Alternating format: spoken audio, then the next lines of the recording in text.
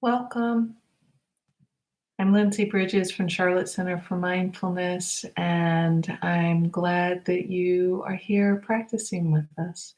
Whether you're here live with us now or watching this recording later, we're glad to be practicing with you. And good morning to Paul and Alan. Nice to see that both of you are here, and Diane, and I'm sure others as well. So this morning we will begin with a standing practice. If for some reason sitting is better for you or lying down is better for you, find whatever practice best supports your body.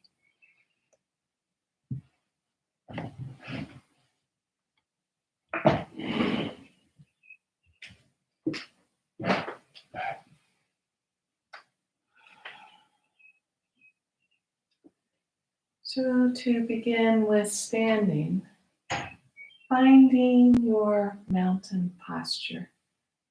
You can even sway a little bit, shift the weight a little.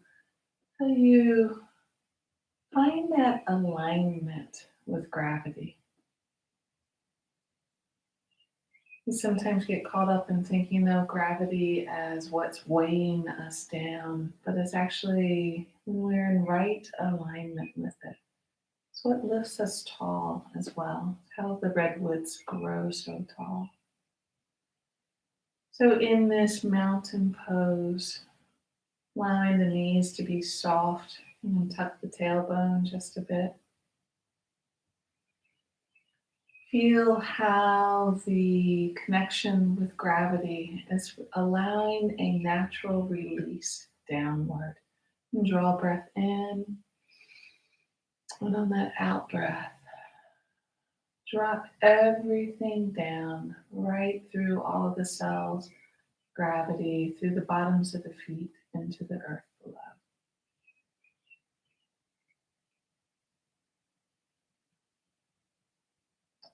You might start being able to feel how when we find that connection, that rooted, grounded, strong place, connecting to the earth, there is also this natural counterbalance of energy that rises up, right up through the bottoms of the feet, the ankles, the knees, the hips, up through the spine, the belly, the chest, the neck and the shoulders, right up through the head, kind of out the back of the top of the head, lifting skyward. And then maybe just a few nice opening stretches, in breath, reaching high, out breath, release. As you explore this in breath and out breath, see what it's like to feel into what kind of movement actually has a nourishing quality to the body. Is it a big, exaggerated stretch? Or maybe for you, a small and subtle stretch? One more, really feeling into that question. Feels good with movement, release, and letting it go, coming back, standing mountain pose.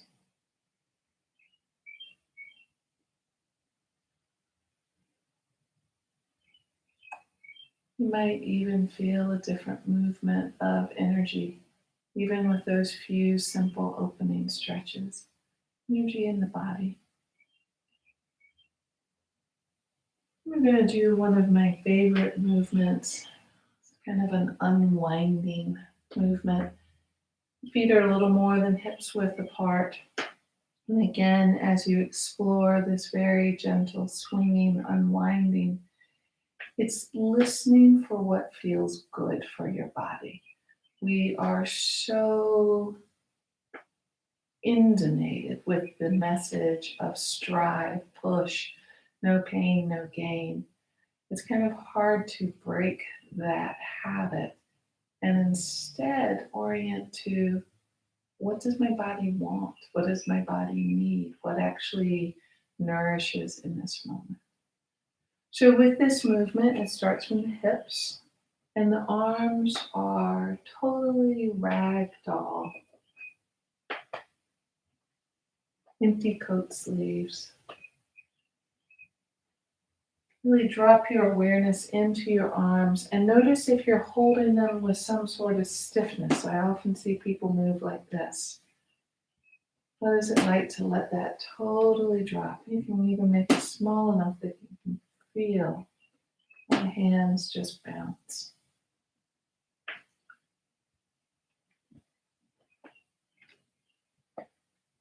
Find what level feels good for you.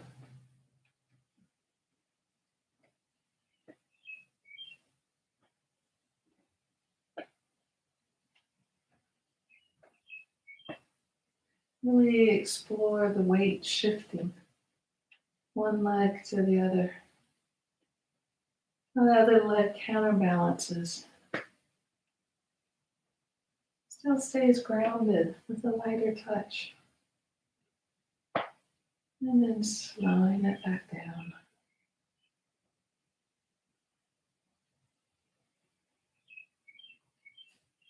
So you come back to a stillness. Dropping into this.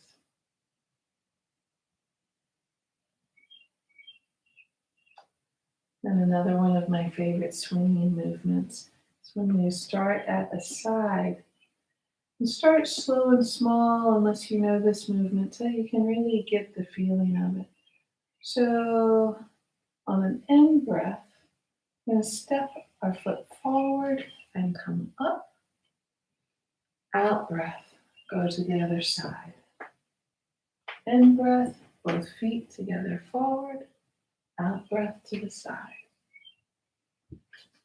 You can kind of explore some momentum with this.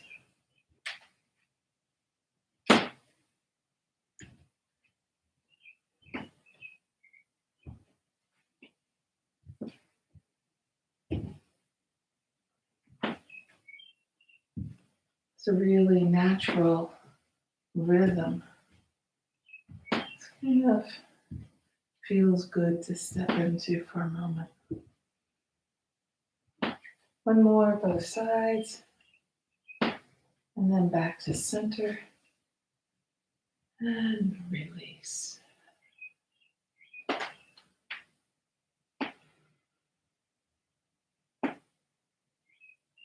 Take a moment to pause back into the mountain. Knees are soft, tailbone tucked. Feet rooting down. Body energetically lifting towards the sky.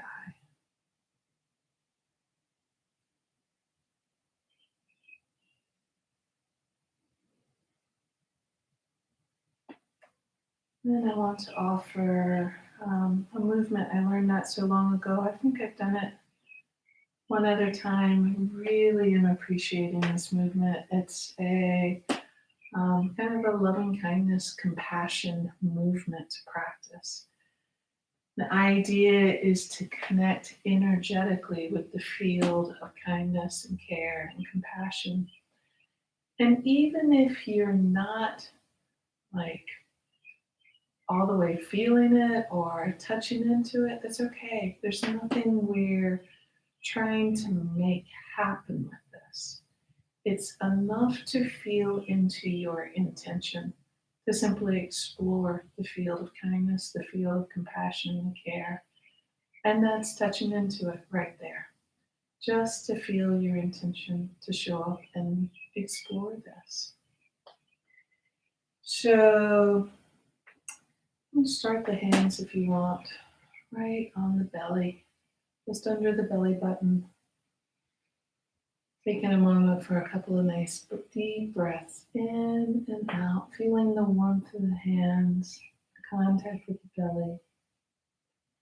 And on an in breath, literally draw up the energy of kindness and care from the earth below all around us.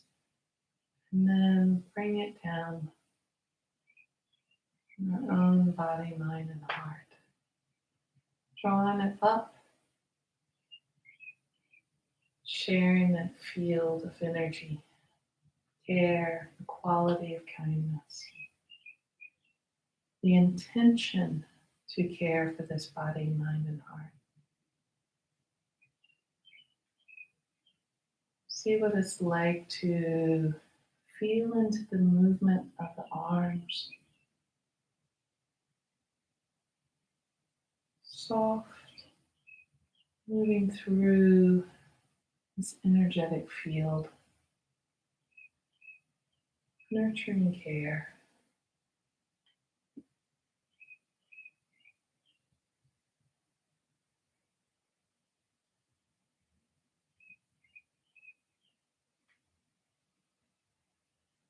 One more.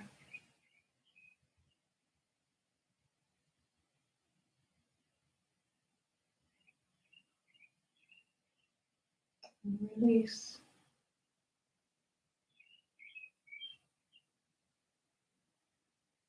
Take a moment to notice whatever's present in your field of awareness right now. Notice if there was some felt connection with the energy of kindness, goodwill. Notice if that's a struggle place for you, and that's okay. That's where we connect with compassion for the struggle. It's never a right or a wrong or something you're supposed to feel. It's about opening up to exploring this terrain.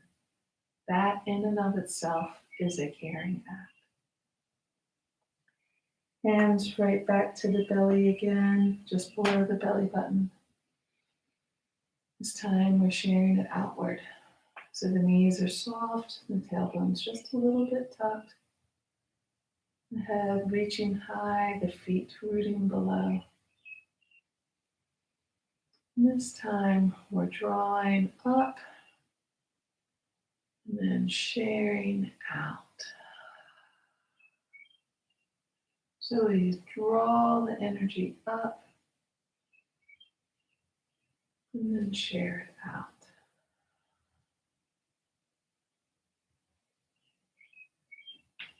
And share it all the way to all of the corners of the room you're in, the house or apartment, or wherever you are, building, the neighborhood, community, city, continent, the world.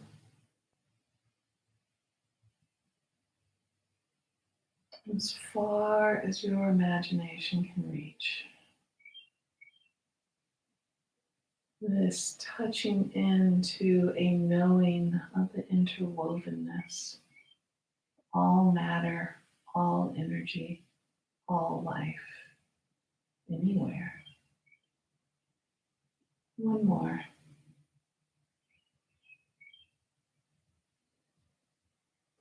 And release. Dropping back into your mountain pose. And sort of shake it out a little bit if you need to first. Taking a moment to breathe in this.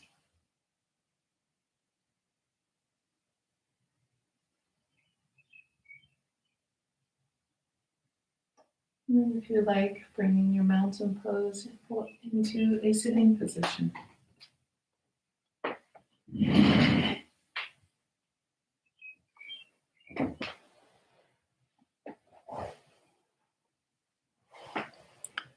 Taking your time, adjusting the posture, finding whatever posture best supports your body.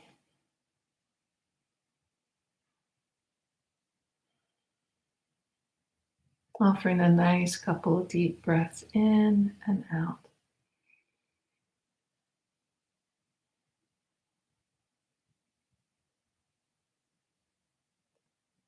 Begin, if you wish, by opening to what the weather's like inside.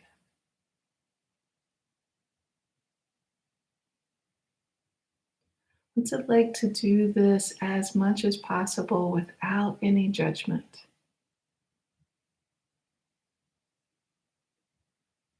We know we can't walk outside and choose for the day to be rainy or sunshiny. It just is. And actually, in a similar way, in this moment now, we can't force our own internal weather either. So, this opening up, acknowledging, this moment feels like this, that actually opens us up to the possibility of working wisely and kindly with whatever's here. We do always have that capacity. So, meet, greet this moment in this mind, body, heart, just as it is. So, whether stormy, the thoughts distracted, charged, energetic, bouncy, settling, calm, peaceful, emotions, kind of emotions are present in your mind, body, heart right now. Where are you noticing the emotions in the body? What's it like to drop below any storyline of any emotional state? Just feel into the physicality of it and offering it a breath in and out.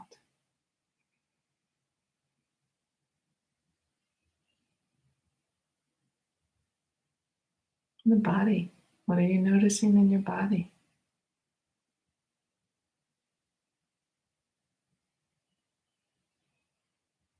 What might be pleasant in the body? We tend to hone straight in on what doesn't feel good. Take a moment to see if you can find somewhere in your body, mind, and heart that's pleasant, or at least neutral. I can be caught in a big stormy weather, and my toes tend to always stay somewhere between neutral to pleasant, no matter how intense the storm, if I choose to pay attention and find that.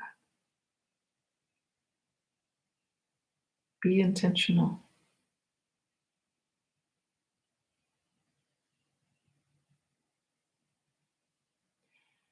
Wherever you may feel pleasant or even neutral, you can use that as an anchor in the meditation. We use the breath, we use listening, we use all sorts of things as anchor. Being skillful about noticing parts of the body not involved in any particular difficult weather pattern. That's wise, helpful place we can use to reground, recenter, re-anchor.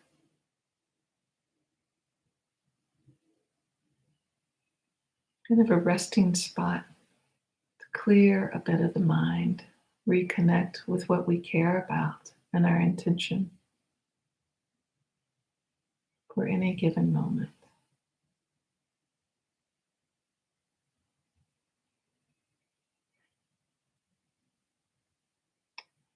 And if it's comfortable for you, begin to settle into the breath,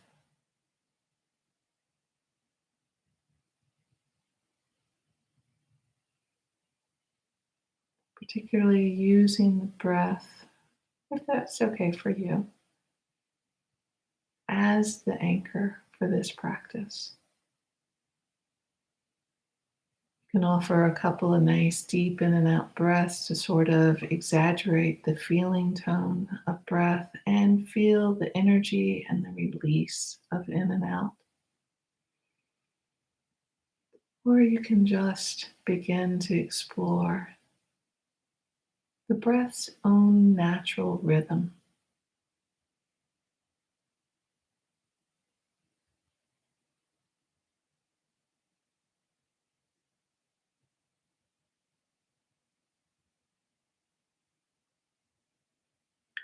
There is something that is very naturally soothing for our nervous systems about being able to settle the field of awareness into this gentle rolling in and rolling out of breath. Kind of like sitting on the beach shore and watching the waves roll in and the waves roll out. There's something naturally calming about that.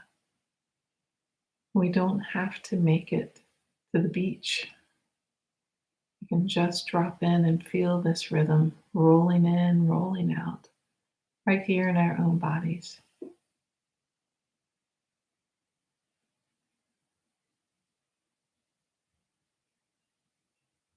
And the more intentional we are with using this as an anchor, noticing when the mind pops off here and there, acknowledging those moments, and then using the breath to bring us back to its own home base.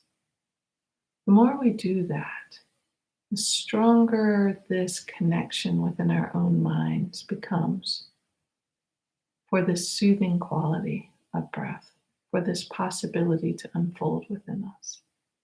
And it's a practice.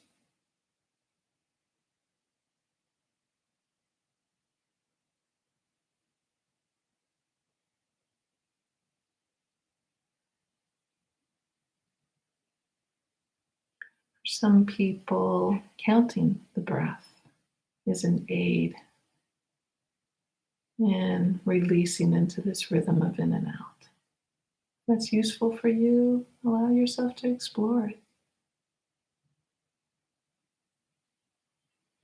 Some people might say very soft internal in, breathe in and out, breathe out.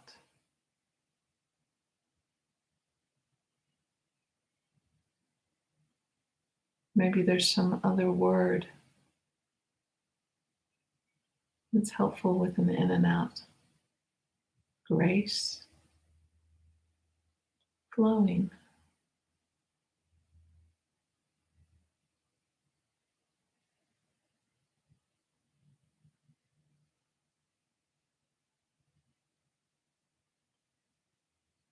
Really invite awareness, even if you're using counting or word. Invite the bulk of the awareness to be in the felt sensation of the breath, in and out.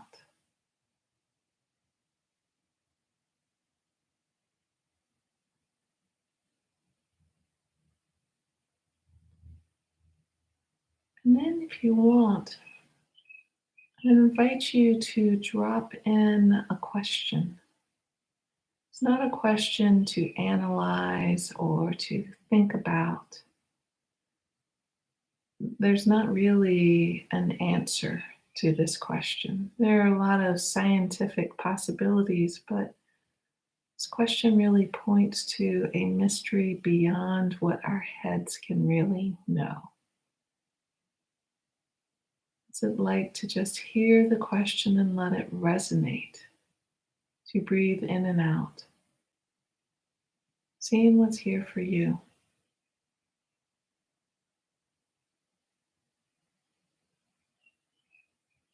Where does this breath come from?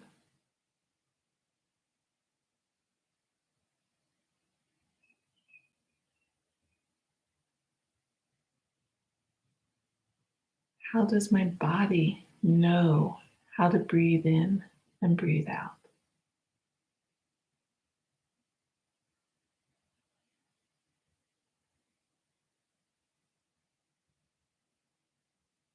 Science can tell us some things,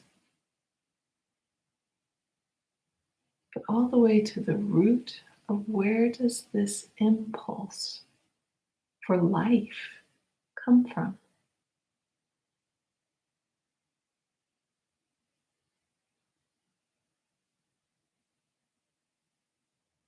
These questions can invite us back into the mystery of this moment, to a sort of awe and wonder. We allow ourselves to open up to what we don't know.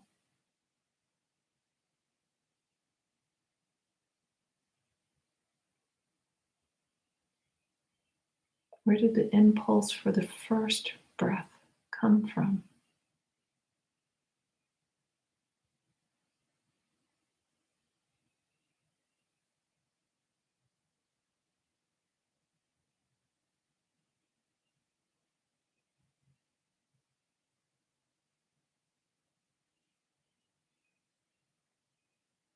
How is it that this air right here that I'm sharing this space with, so perfectly nourishes this body? Where does that balance come from?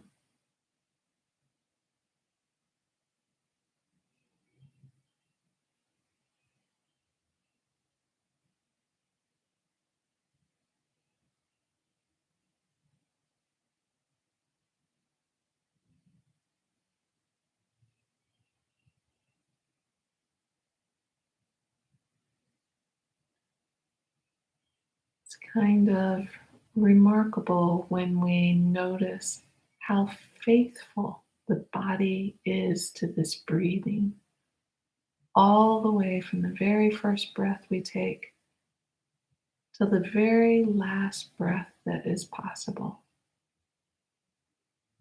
There is this impulse to life, remarkably strong, true, and faithful in these body, mind, and hearts. The mind can be very clouded to that faithfulness, very disconnected from it. But it's still here. No matter how cloudy the mind may get, all you need to do is pay attention to the body's breathing this breath to know that that faithfulness is still here.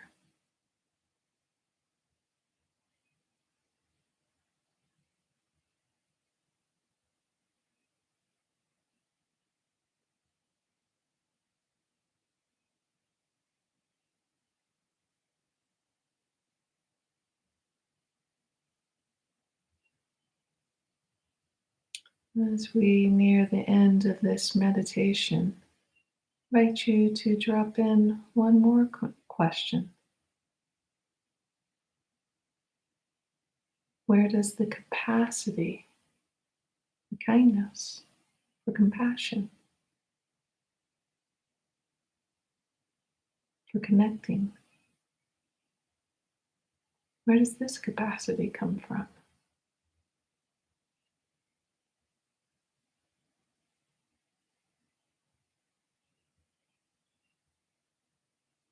The mind can get very cloudy to it, but it's always here. And again, you know it from the simple in and out breath.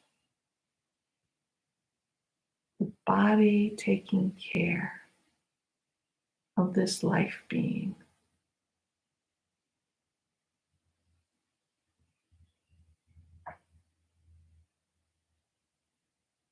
Breathing in, breathing out.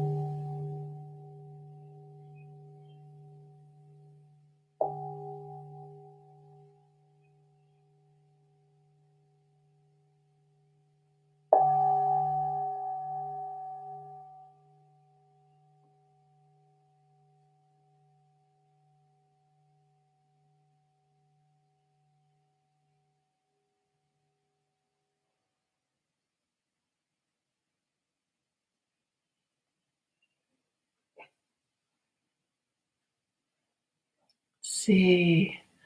We have some more good mornings. Good morning to Terry and Stephanie and Gary. Morning to Maureen and Emily and Beverly and Nancy. Made it. Good morning. Glad that you made it, Nancy. I miss this time in our community circle when we are together. It's when we really can see and greet each other and share together just even a simple gratitude. So if you would like to add a message to the chat board, you can share a greeting, share a gratitude, whatever you would like. Please feel free to do that. And Karen, good morning. So glad to be here. Glad that you're here too, Karen. I'll share gratitude. Um, Grateful for the breath this morning, really appreciating breath practice and the grounding quality that I so need sometimes, and that this possibility is here. So we have good morning from George. I have been here for this great time. Glad to hear that. And Maureen, grateful to be here. Okay. So I have a sharing for this week. Last week, I began looking at Don Miguel Ruiz's book called The Four Agreements. Last week, we looked particularly at the first agreement, be impeccable with your word, and how that relates to self-acceptance.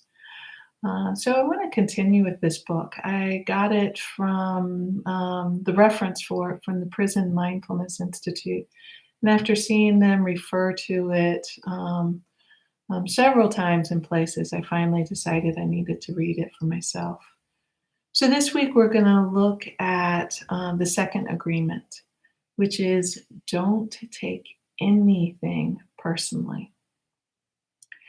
Huge help, endless layers of possibilities for unhooking ourselves from the ways we get tangled in knots of suffering by taking things personally that are not personal. I love the way Ruiz uses this second agreement in his book. It's very, very helpful.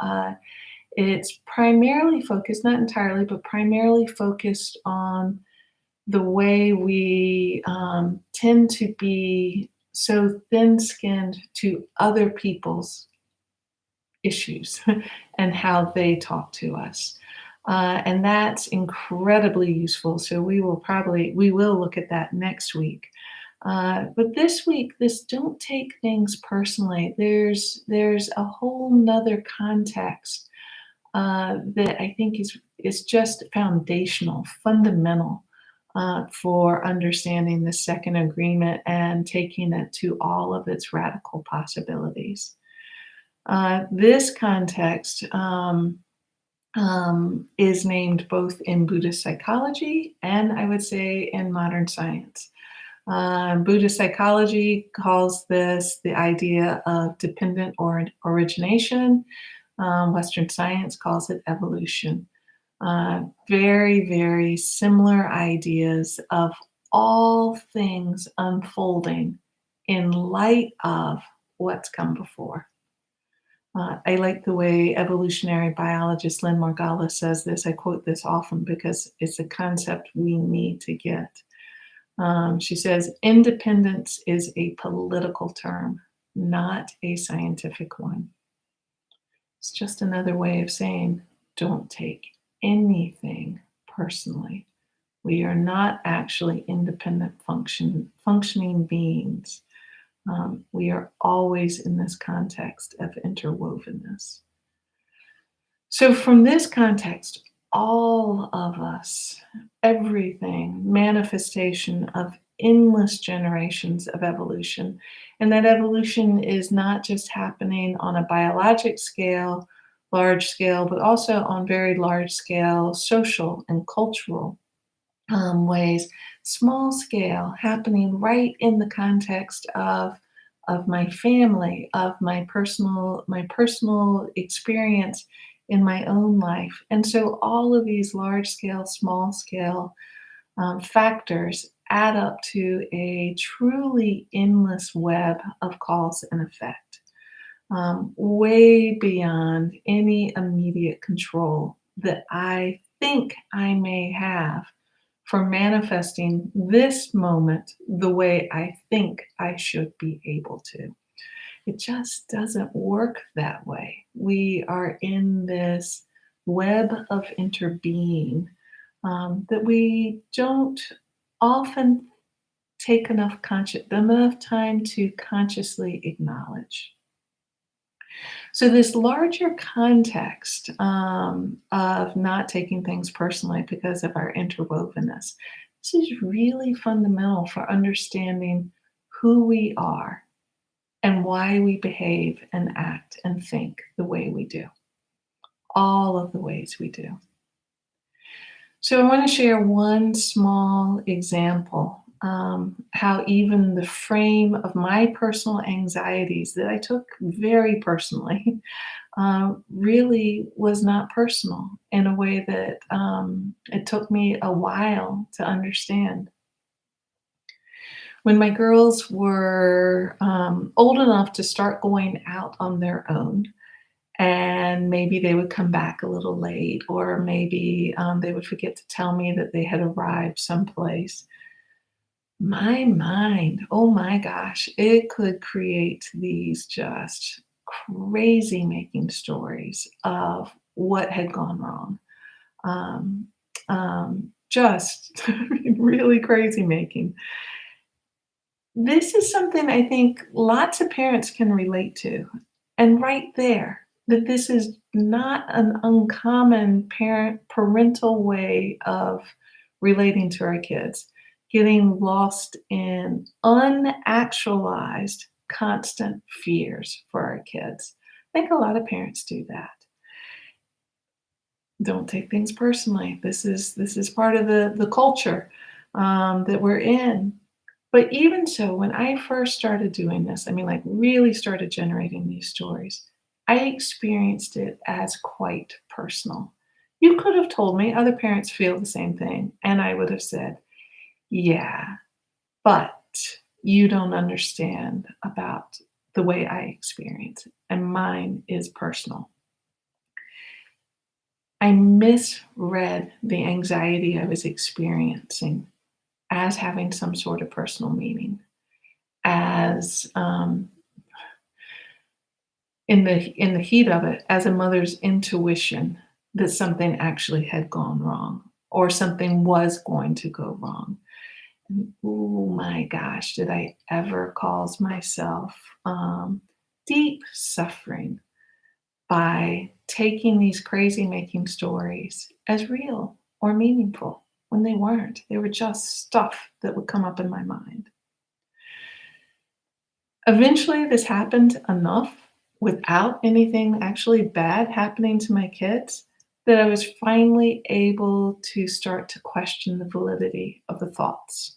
The thoughts would generate, and I could say, wow, I really believed this last time and everything was fine. And so I started seeing them more through the lens of practice, mind heart practice. Started finding more ways of being with the generation of these thoughts with a lot more care, a lot more kindness, and some more wisdom. What I was learning to do was to relate instead of the hook, line, sinker, believing the catastrophe. I was learning to take a step back and relate to the impulse to create a catastrophe story. That was really helpful, really helpful. Definitely brought some relief. And there was still an intensity that would arise, even with me not all the way bought in. The intensity would still arise, which was kind of stunning sometimes. So my mind started creating a second layer of crazy making story. And that was, wow, what's wrong with me for making up all of these stories? I'm using the practice, I'm being mindful, and this isn't going away. Why can't I do this better? Why can't I figure this out? Um, why am I so flawed? Classic second arrow where we shoot ourselves if we take what's happening personally. So if you don't know what I mean by the second arrow, old teaching story, the teacher says to his students, "Does it hurt to be shot by an arrow?" Yes, it does. Does it hurt more to be shot by one arrow or two arrows? Well, two would hurt more than one. So the first arrow is what's already here. My mind just created another panic worry story. The second arrow is, what's wrong with me for doing that? Why do I keep creating these stories and getting sucked in at a painful level? Stayed stuck here for quite a while, believing in the wrongness and flawedness of me personally for creating all of these stories. Then one day, I actually remember when it happened because it was so helpful. Then one day, caught in the midst of one of these stories, trying to work with it, trying to breathe in, breathe out, ground, whatever. The waves about to knock me down and drown, just trying to learn to swim, to surf, whatever in the moment, using anything I could to allow some grounding to come. And out of that opening, I would say, suddenly had this flash of remembering. One time coming home from college, driving home from college, my college was a long, long drive to come home. So I got home just a little later, not a lot, just a little later than I anticipated. Met my mom at the door, and she was in a sheer panic that I had been in a wreck and I had been killed. She absolutely, hook, line, and sinker, was believing that I was gone. That was not the only time that happened in my growing up years. Rarely did it come out that intensely, but it was often there. From that first memory, this whole flood of memories started coming back. And a lot of it was my mom telling me how her mom had done this to her at like a whole nother level of craziness. 10 times worse than what I ever got from my mom. And Ernestine, her mother, had done it so intensely. Mom had to check in with her by phone every day to tell her that she was alive and that nothing had happened. My mom actually had made a vow not to lay that same fear that Ernestine had laid on her, not to lay that on me. And occasionally she would still get consumed by it, and I knew it. And I had totally disassociated any of that with what I was doing. Didn't see the connection. By the time I was raising my girls, I was really able to bring this family passed down crazy story to a much saner level. And I was not enacting it in the level that my mother or my grandmother did.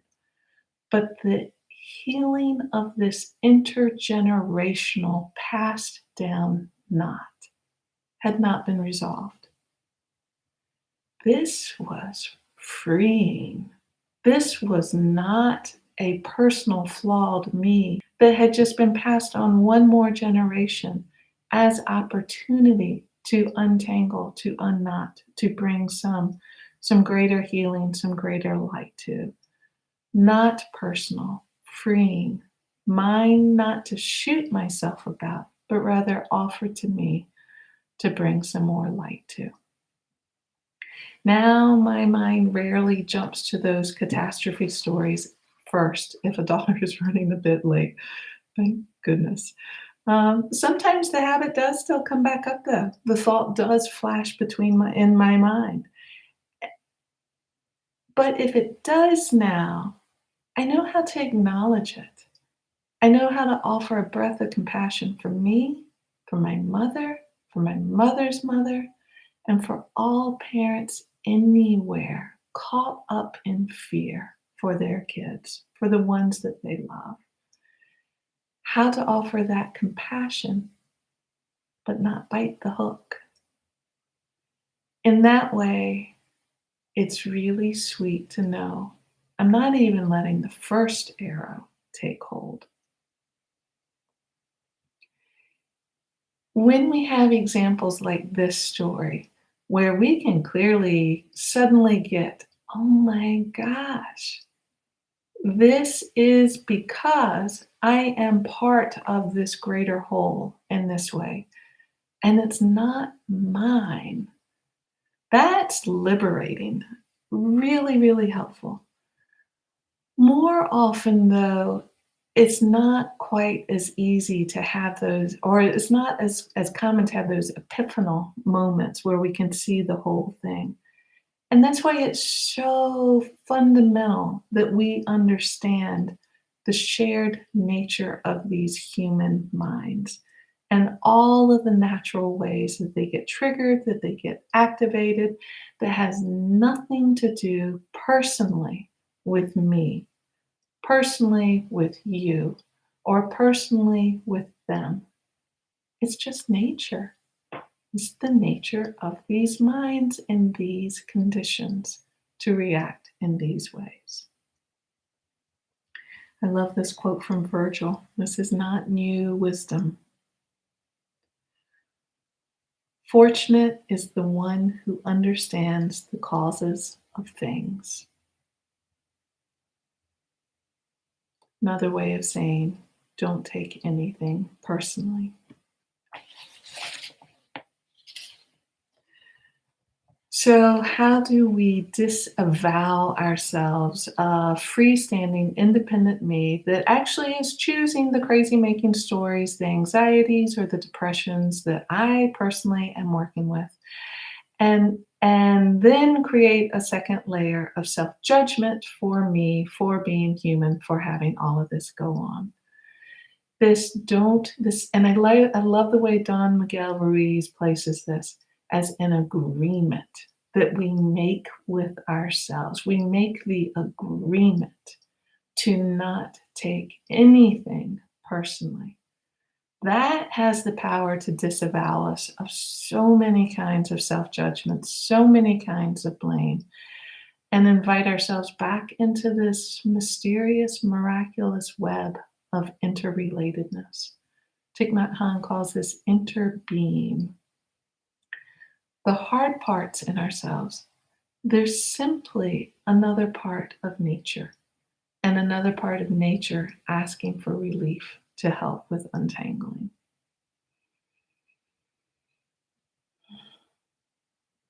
And part of our nature is not just to get tangled up. That's absolutely part of our nature. You look at the world, you know this is a natural part of our nature because it is epidemic everywhere and always has been. Nothing new in that. And another part of our nature is absolutely the possibility of seeing these knots with deeper wisdom, deeper kindness, and opening a door from some healing. This is where the joy comes in.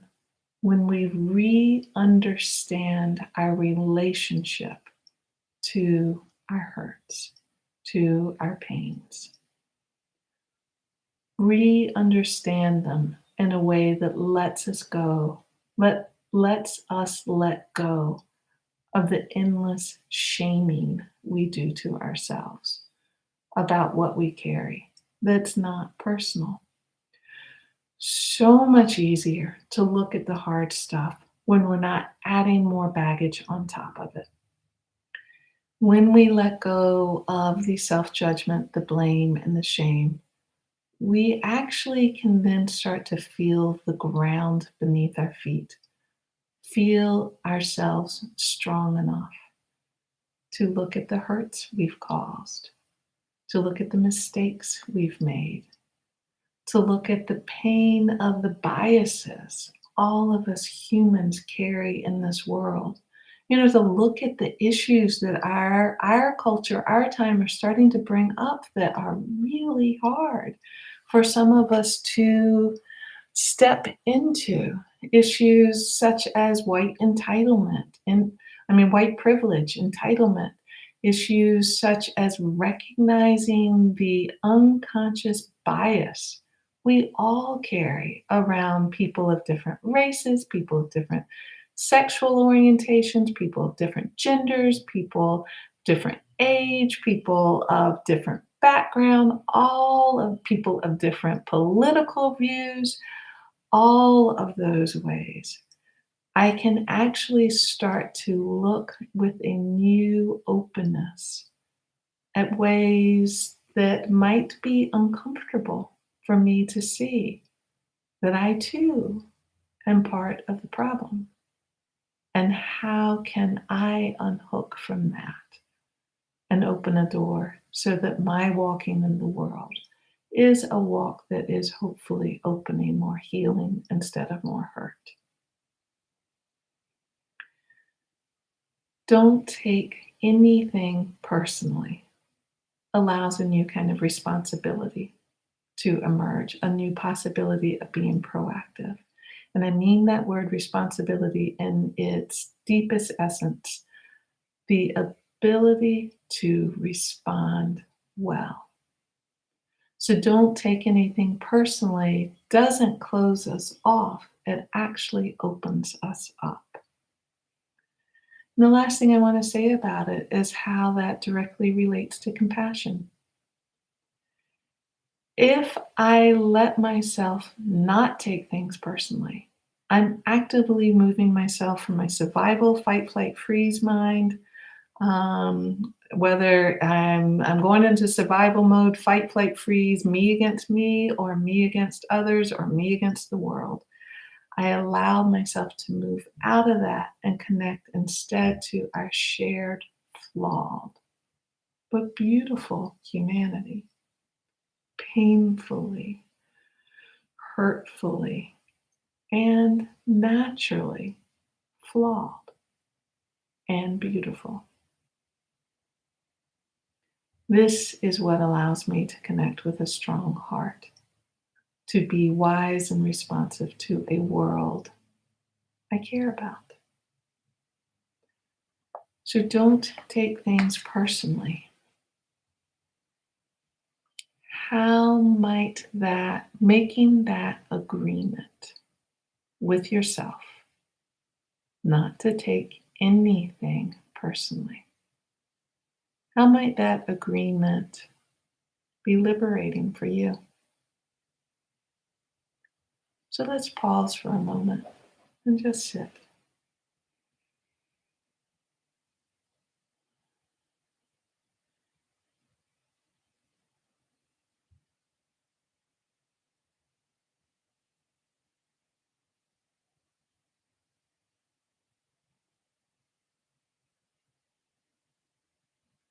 So, whatever was useful out of this sharing, I invite you to touchstone it for yourself.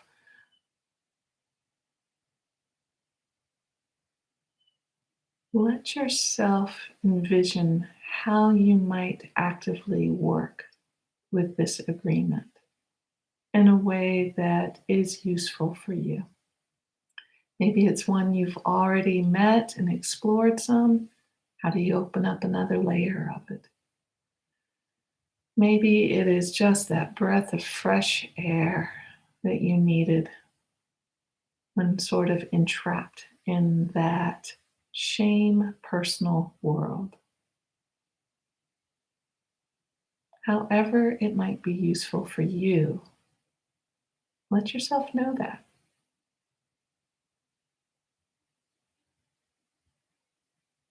Thank you.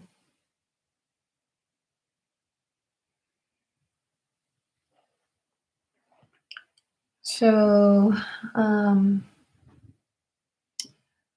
just a couple of reminders before I open up the Zoom room for anyone that wants to come and share there.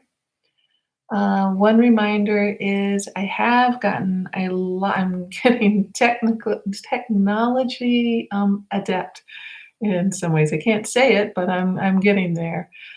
So the podcast is definitely up and running. It's on any place where you get podcasts. It should be Charlotte Center for Mindfulness, or just on our website. If you look on our website and open the tab that says podcast, they're all right there. What I'm doing is taking the talk and the sitting meditation from these morning sessions and posting them up there if that's useful for you. The other is all of this is freely offered. Charlotte Center for Mindfulness, our mission is to share mindfulness as a healing resource in a world that needs it. So we are putting as many offerings up as we can. And if you would like to donate to help support this mission, we would love, we appreciate that, appreciate any support. And just appreciate the support of you being here this morning. So I'm going to put in the chat the Zoom link. If you've not been on the Zoom sessions, they're very informal chance for us to greet each other at a more personal level and a chance to share a bit about practice. How are we using our practice to meet life in this day, whatever's happening here? So as soon as I close this, I'll also put the link in the description box for this video. You might have to refresh your page if you couldn't get the link out of the chat box. Refresh your page in just a moment, and the link will be there for that. And so we'll sit for just a minute or two for closing.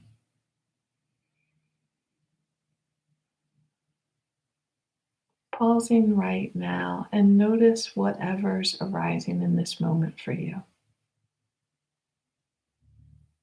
Notice what's going on in your thinking mind, emotional mind, the physical body, anything else.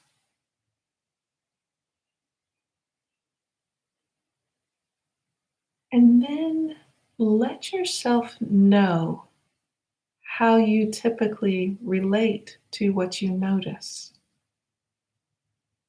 Are there layers of hidden self-judgment? Things maybe not being exactly the way you think they should be. And then you beat yourself up for it as well, making the mistake of taking it personally. We don't even need to take that mistake personally. We all do it. How might this agreement be useful in this moment? Don't take anything personally. What happens when you offer that? Allow possibility of simple in and out, mysterious breath.